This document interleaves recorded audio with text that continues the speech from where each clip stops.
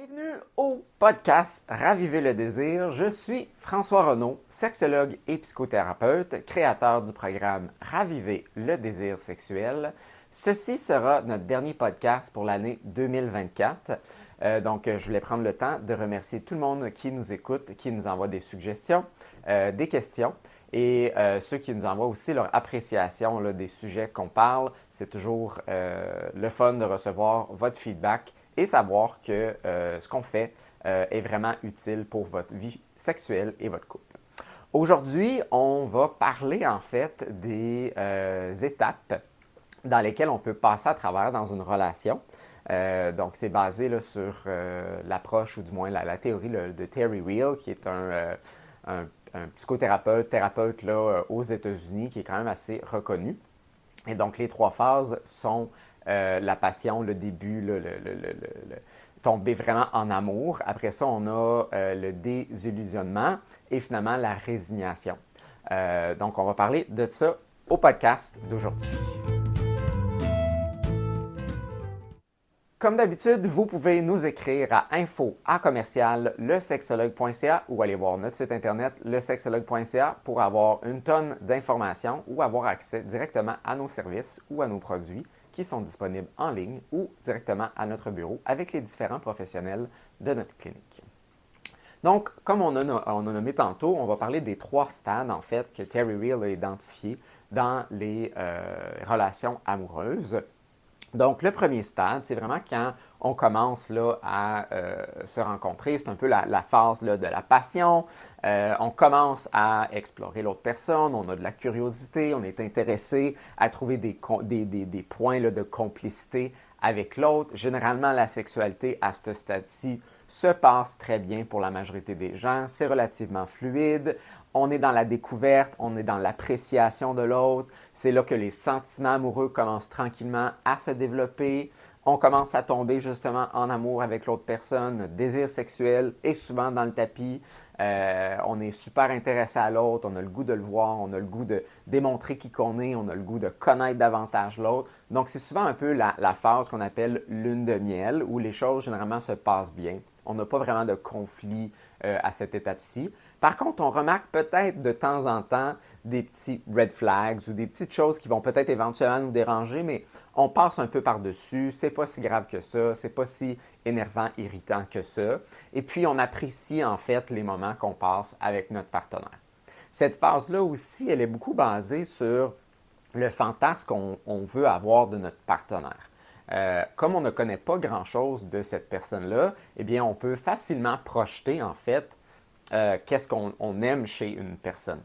On va amplifier, idéaliser certaines choses. On va peut-être minimiser aussi certains éléments qui pourraient peut-être être pas dangereux, mais qui pourraient éventuellement nous déranger. Donc, on est vraiment dans une phase, en fait, qui est peut-être moins réaliste, qui n'est pas nécessairement connectée à ce qui est vraiment cette personne-là, parce qu'on n'a pas nécessairement, en fait, les connaissances pour vraiment juger qui est cette personne. On n'a pas les expériences avec elle pour savoir, hey, ça va se passer de telle façon, ça va se passer de telle autre façon. Tant qu'on n'a pas eu des enfants, qu'on n'a pas voyagé avec quelqu'un, qu'on n'a pas eu un premier conflit, mais on ne sait pas nécessairement comment cette personne-là va être. Peut-être qu'on va découvrir des formes de rigidité avec le temps. Peut-être qu'on va réaliser que cette personne-là est très impatiente, irritable, désagréable, parfois même méchante dans ses propos. Peut-être que cette personne-là a des insécurités importantes, des anxiétés récurrentes, peut-être même des problèmes de santé mentale, des difficultés peut-être même au niveau de la santé, soit mentale ou au niveau de la santé physique. Donc, il y a peut-être des choses qu'on n'a pas encore découvertes ou il y a des choses qui ne se sont toujours pas encore passées. Peut-être que cette personne-là a de la difficulté à gérer son argent ou est très proche de son argent, ne veut pas tant partager, a peut-être des difficultés avec l'intimité, l'engagement. Et donc, on ne le voit pas dans les premiers mois, même peut-être même les premières années. Donc, cette phase-là peut durer parfois quelques mois, puis même quelques années pour plusieurs personnes. C'est une phase qui est très intéressante, puis qui est aussi nécessaire pour vraiment profiter de la relation, de vivre ce moment-là très agréable. C'est un moment qui devient aussi très nostalgique pour les gens. C'est souvent un stade de la relation auquel on veut retourner en arrière quand les choses vont peut-être moins bien. On se rappelle de ces bons moments-là, on se raccroche aussi à ces bons moments-là. Puis ce stade-là, des fois, on peut le percevoir peut-être comme un peu immature, si vous voulez, parce qu'il n'est pas nécessairement basé entièrement dans la réalité. Elle est souvent basée sur les projections qu'on va faire de l'autre.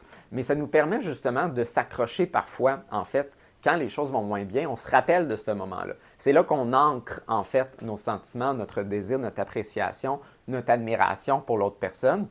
Puis avec le temps, peut-être que ça va s'effriter, mais le fait justement qu'on a l'espoir de peut-être retomber ou de retourner dans cette phase-là plus agréable parfois, c'est ce qui fait qu'on perdure dans les moments plus difficiles. Donc, même si parfois on peut voir ça comme étant plus immature ou pas basé dans la réalité, mais en réalité, c'est une phase qui est nécessaire. Que si on passait peut-être pas par ces phases-là, peut-être qu'effectivement, quand les choses deviendraient plus difficiles, il y aurait plus de conflits ou qu'on aurait plus de déceptions dans la relation, bien, on décrocherait aussi plus rapidement si cette phase-là n'était pas aussi intense. Ce qui m'amène justement à la deuxième phase, c'est la phase un peu du désillusionnement où on est désillusionné de qui est notre partenaire. Là, on commence à reconnaître qui est réellement cette personne-là. On a vécu plusieurs expériences avec elle dans différents contextes. On a vu un peu plus sa personnalité, les difficultés que cette personne-là peut avoir, ses insécurités, les enjeux relationnels qu'elle peut avoir. Elle fait ressortir aussi chez nous nos propres enjeux, nos propres difficultés. Et donc, d'être confronté aussi à ça peut être difficile. Et donc, on a pu finalement le partenaire ou la partenaire qui nous envoie en fait beaucoup de valorisation puis d'approbation. On a peut-être un partenaire finalement qui nous envoie des déceptions à notre égard ou que nous, on a des déceptions à leur égard. On a des frustrations, on a des irritants qui reviennent, qui sont quotidiennes. Puis les petites choses au début qu'on a peut-être reconnues ou perçues dans la phase plus passion, la première phase, qui semblait peut-être un peu banales, puis qu'ils le sont peut-être encore aujourd'hui, mais qu'avec l'accumulation, en fait, l'historique, il y a une lourdeur qui s'est rajoutée, en fait, avec ça. Ou ce que des fois, peut-être, on trouvait notre partenaire un peu rigide, mais c'était pas si grave que ça. C'était même peut-être un peu cute. Mais là, avec le temps, en fait, ça s'est comme alourdi. Puis là, on rentre plus dans la phase d'être désillusionné de oh, « j'aime pas tant mon partenaire ». Peut-être que l'admiration, elle a diminué. On sent aussi peut-être ce manque d'admiration-là et ce manque pas d'écoute, mais d'attention que l'autre nous portait. Donc ça aussi, ça nous délusionne. Tout ce que notre partenaire faisait pour nous avant a peut-être un peu disparu et peut-être moins là, parce que nous aussi, on le donne moins. Fait que c'est comme une phase qui est comme peut-être moins intéressante à être dedans. C'est une phase qui est, somme toute, normale à passer au travers parce qu'il faut éventuellement reconnaître qui notre partenaire est vraiment. Et si on ne passe pas un peu par cette phase-là, bien, est-ce qu'on choisit vraiment, en fait, l'autre personne ou on choisit un peu peut-être la projection qu'on s'est faite? Donc, cette phase-là, elle peut prendre du temps avant d'arriver pour certains. D'autres, ça arrive relativement plus rapidement. Puis comment qu'on gère aussi cette phase-là de désillusionnement va faire aussi toute la différence. Donc, des fois, on est dans cette phase-là, puis on a de la misère, on traîne de la patte un peu dans la relation, on commence peut-être un peu à s'éviter, on commence à se voir de moins en moins, on s'ignore, on fait un peu les choses chacun de notre côté. On a peut-être tenté de gérer certains conflits qui, pour certains, ont été résolus, mais que d'autres reviennent toujours, puis qu'on n'est pas capable finalement de trouver une réelle solution. Ou, en fait, on trouve des solutions, mais ils semblent toujours être temporaires. Ça fonctionne pour quelques semaines, quelques mois, mais on revient toujours un peu à la même dynamique. On n'est comme pas capable finalement de changer ces éléments-là. L'autre ne veut pas changer, on ne veut pas changer, on veut que l'autre change avec nous avant que nous, on change. Moindrement que l'autre lâche un peu, bien nous autres, on va lâcher aussi. Et donc finalement, ça crée beaucoup de tension. On commence un peu finalement à vouloir être moins avec l'autre, à le désirer moins. La sexualité est souvent une des premières choses qui prend le bord ou du moins qui en subit des conséquences. Des fois aussi, on est comme fatigué, on est aigri en fait de la situation.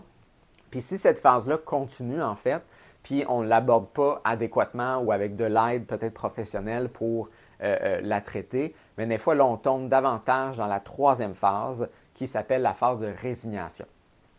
Donc la phase de résignation, il y a certaines personnes qui s'y rendent, d'autres ne s'y rendent pas, ou des fois, on oscille en fait entre une forme de désillusionnement et de résignation. Donc, la résignation, en fait, c'est quand on a accepté ou on a abdiqué peut-être plus, en fait, à ces frustrations-là, à ces incongruences-là, ce manque de complicité-là, qu'on ne se voit plus comme complémentaires, mais on se voit comme des adversaires.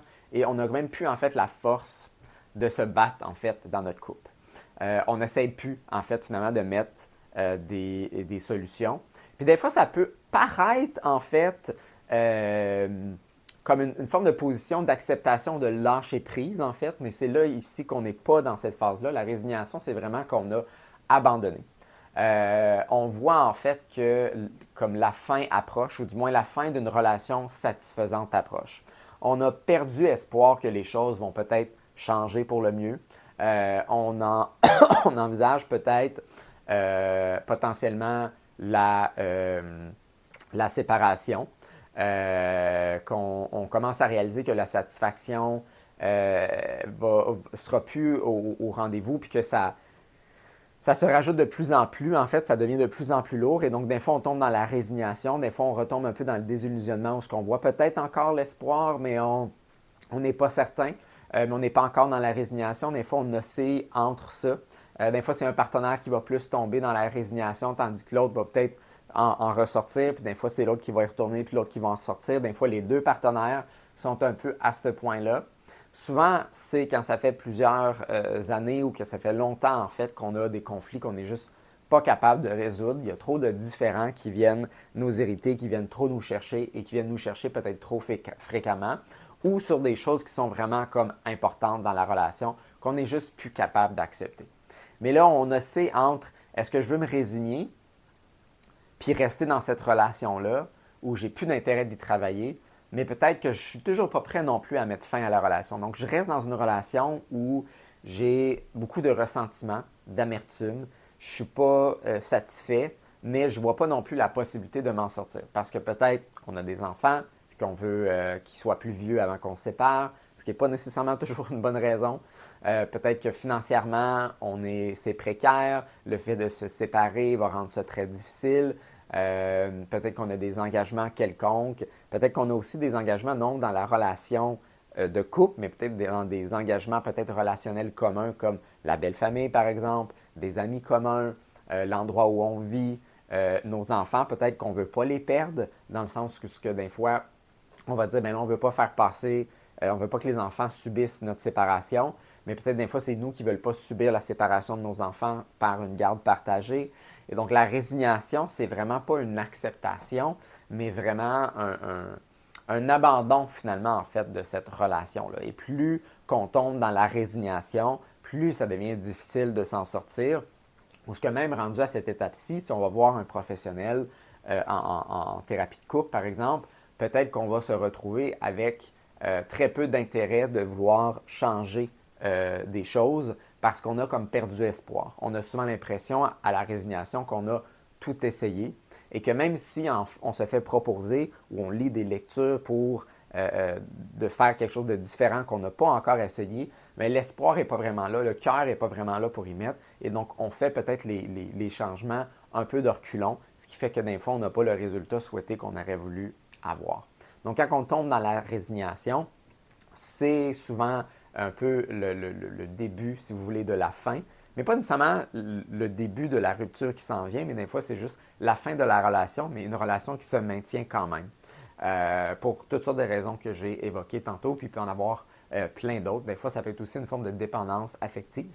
Hein, on peut avoir peur de se retrouver seul, surtout quand on est rendu dans une phase de résignation. On est vraiment rendu généralement dans une relation qui est relativement sérieuse, qui dure depuis plusieurs années. Se retrouver un nouveau ou une nouvelle partenaire après tant d'années de retourner en fait là, sur le dating scene, ça peut être très épeurant pour certaines personnes. Et des fois, le simple fait d'avoir au moins une présence de quelqu'un qu'on tolère à certains moments, mais que peut-être la majorité du temps, il nous tape plus sur les nerfs. Des fois, même ça, en fait, on va le préférer. Donc là, c'est là, des fois, qu'on tombe dans une forme de dépendance, en fait, affective, une forme de fusion émotionnelle que malgré qu'on ne s'entend pas bien, je préfère quand même maintenir la relation au détriment, en fait, de ma satisfaction et de mon épanouissement personnel et aussi de l'autre, parce qu'on s'imagine peut-être qu'effectivement, le célibat va pas être plus intéressant ou satisfaisant, ou on a peur, en fait, de recommencer et de se retrouver finalement des années plus tard dans la même circonstance pour d'autres raisons, mais un peu dans la même circonstance. Fait que des fois aussi, la résignation vient aussi avec non seulement une résignation de cette relation-là, mais des relations en général. Donc, naturellement, on souhaite ne pas se rendre à cette phase-là, malgré que des fois, elle est aussi un peu obligatoire, qu'on tombe un peu là-dedans pour vraiment pouvoir se ressortir. Des fois, aller au fond du baril, des fois, c'est ce qui nous fait, des fois, revenir vers le haut, qu'on se donne finalement une seconde chance dans notre relation.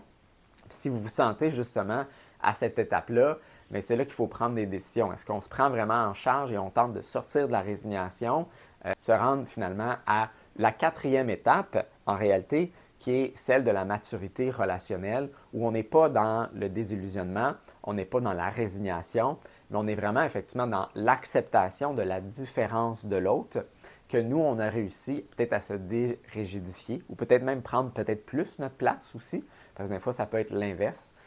Qu'on accepte finalement les différences entre nous et l'autre et qu'on sent que l'autre fait aussi un cheminement par rapport à ça, qu'on est devenu plus vulnérable, qu'on a arrêté d'être combatif ou collusif, donc collusif dans le sens d'éviter peut-être les conflits, mais vraiment de les prendre de fond, d'aller au fond en fait des vrais problèmes, parce que souvent les gens vont aborder les sujets en surface et c'est pour ça qu'ils ne se règlent pas. On n'ose pas en fait se mettre dans une position vulnérable avec l'autre, ce qui fait que c'est là que ça stagne, que le désillusionnement reste à cette phase-là et se transforme en résignation, plutôt que le désillusionnement se transforme davantage en maturité relationnelle, où en fait, malgré que l'autre nous plaît pas sur tous les fronts, qu'on ne plaît pas l'autre personne sur tous les points, qu'on est capable d'accepter et aimer cette personne-là avec tous ses insécurités, ses traits de personnalité parfois désagréables, ce qui ne veut pas dire qu'il faut subir l'autre. Ça ne veut pas dire qu'il ne faut pas travailler puis s'améliorer en tant que partenaire. Mais il y a des choses qui ne changeront pas nécessairement chez l'autre, puis des fois, l'autre a choisi d'être de cette façon-là parce que c'est qui ils sont, c'est leur intégrité, mais peut-être que ça clash avec qui nous on est. Puis est-ce qu'on est capable justement d'accepter cette différence-là? Est-ce qu'on est capable de se différencier assez, donc se défusionner finalement de notre idéal en fait de la relation? Parce qu'on rentre souvent avec un idéal de qui l'autre est et c'est quoi une relation, et c'est en expérimentant finalement une relation à long terme qu'on réalise que nos attentes sont peut-être un peu irréalistes, qu'on ne sera pas toujours sur la même longueur d'onde. Puis c'est facile de dire, ben oui, je sais, j'ai pas toujours besoin d'être en accord avec mon ou ma partenaire. Oui, mais quand tu le vis vraiment, c'est toute une autre chose. Surtout quand ça vient sur des choses qui sont importantes comme la sexualité, le ménage, l'écologie, la gestion de la famille et de la belle famille, les enfants, l'argent, toutes nos valeurs qui sont plus profondes à nous. C'est sûr que de dire, ben c'est sûr qu'on ne s'entend pas sur tout, mais quand ça vient peut-être t'enlever toi quelque chose, c'est là qu'on a plus de la misère à gérer la situation. Donc, si je donne l'exemple, j'ai un 100 ou disons que j'ai un 5 000 bon, je peux faire de la rénovation ou je peux faire un voyage avec ça. Qu'est-ce qui est plus important? Il y a peut-être une personne qui va considérer que la rénovation est plus importante, puis l'autre va considérer que le voyage est plus important. Il y a quelqu'un qui va avoir ses rénaux, puis il y a quelqu'un qui n'aura peut-être pas son voyage. Il y a peut-être quelqu'un qui va avoir son voyage, puis l'autre qui n'aura pas ses rénaux. Il y a peut-être quelqu'un qui veut du sexe, puis l'autre qui ne veut pas du sexe. Donc, on peut avoir du sexe ou pas en avoir. Et donc, c'est là souvent qu'on tombe dans le désillusionnement parce que souvent, ce qui nous dérange, c'est pas tant juste qu'est-ce qu'on n'a pas, mais le pourquoi, en fait, on ne l'a pas. Des fois, la raison que l'autre nous donne, nous évoque de ne pas nous donner, bien, on la trouve absurde, on ne la trouve pas logique, on la trouve injuste. Et donc, on veut obtenir ce que nous, on veut. Et c'est là que, quand on commence à clasher, quand l'autre commence à nous décevoir de plus en plus, qu'on commence à décevoir l'autre de plus en plus, mais c'est là qu'effectivement, si on n'est pas assez différencié, qu'on ne s'est pas défusionné de nos attentes de notre partenaire aussi, bien, ça fait en sorte qu'on maintient en fait la relation dans des conflits récurrents et répétitifs et qu'on finit par tomber dans la résignation, qui peut se terminer dans la résignation juste d'apprécier cette relation-là et de la satisfaction, ou même se résigner finalement à aller jusqu'à la rupture. Tandis que les gens qui travaillent vraiment sur leur vulnérabilité, leur capacité d'être plus intime, de s'investir dans la relation d'une manière plus significative, avec plus d'engagement émotionnel, avec toutes les insécurités que ça l'amène, Ça, c'est les gens qui se rendent à la quatrième étape, qui est la maturité relationnelle. Donc, demandez-vous où est-ce que vous vous êtes rendu présentement dans votre relation. Est-ce que vous avez shifté entre certaines de ces étapes-là? Est-ce que des fois, vous voyez une lueur de maturité relationnelle où vous semblez que ça, c'est très étranger pour vous? Est-ce que vous êtes encore peut-être dans la phase passionnelle puis vous dites « Ah, nous, le désillusionnement, ça n'arrivera pas », que vous êtes peut-être un peu naïf dans la phase passionnelle dans laquelle vous êtes actuellement? Peut-être que vous êtes complètement résigné puis vous voulez juste abandonner, mais vous n'avez juste pas la capacité de mettre fin à la relation ou de mettre le travail nécessaire pour sortir de ça. Peut-être que vous êtes juste un peu dans le désillusionnement, puis vous êtes juste comme insatisfait, puis vous commencez à voir que ça s'alourdit de plus en plus. Vous craignez la résignation, mais en même temps, vous ne voulez pas nécessairement mettre les efforts nécessaires pour changer, ou vous avez juste l'impression de ne pas savoir comment vous y prendre pour vous en sortir. Puis, ce sont des questions, ce sont des situations qui sont complexes, qui sont difficiles, qui parfois on peut régler par soi-même, mais parfois nécessitent aussi l'aide d'un professionnel qui va pouvoir vous guider à travers cette prochaine phase-là de votre relation. Mais sachez que si vous êtes là, c'est une opportunité. Ce n'est pas nécessairement un échec à être à ces endroits-là. Ce sont des opportunités pour peut-être changer la situation. C'est le son de cloche qui vous dit « réveillez-vous ». C'est le temps de mettre des choses en application et c'est le temps de devenir un meilleur partenaire. Puis parfois, en fait, c'est qu'on souhaite beaucoup que ce soit notre partenaire qui change plutôt que de reprendre son pouvoir et de changer qu'est-ce que nous, on peut changer. Souvent, on est plus dans contrôler l'autre, contrôler leur comportement, contrôler leur personnalité même, pour que nous, en fait, on n'ait pas réellement à changer. Donc, demandez-vous, est-ce que vous êtes capable de reprendre ce pouvoir-là et de vous changer? Ce qui ne veut pas dire, en fait, vous soumettre à l'autre. Mais parfois, c'est peut-être l'impression que ça va vous donner, en fait, de vous mettre dans une posture plus vulnérable ou de changer certains comportements. Peut-être qu'après toutes ces années-là, vous avez eu l'impression que vous allez perdre, en fait, si vous faites ça. Puis, parfois, effectivement, la résignation peut ressembler à ça, à une forme de soumission. La résignation, ça peut être effectivement ça, mais la maturité relationnelle, il faut se poser la question, est-ce que je vais améliorer ma relation autant pour moi que pour l'autre, ou effectivement, je suis en train de me soumettre et ça va juste me renfoncer plus loin dans la résignation. Donc voilà les 3/4 étapes, si vous voulez, d'une relation. Évidemment, il y a différents types d'étapes qu'on peut avoir, mais ça, c'était une des choses dans lesquelles, des cycles dans lesquels on peut se retrouver en couple.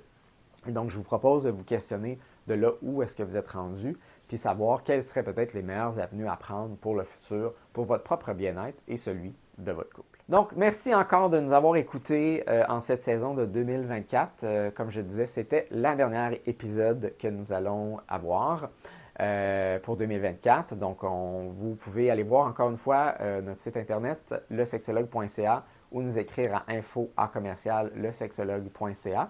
Vous pouvez aussi aller voir notre programme Raviver le désir qui parle en lien avec ce qu'on a dit aujourd'hui, qui permet justement aux couples qui vivent des difficultés conjugales et au niveau de la sexualité, de retrouver justement peut-être la passion, pas du début, mais la passion en fait qu'on peut avoir quand ça fait longtemps qu'on est ensemble et en couple.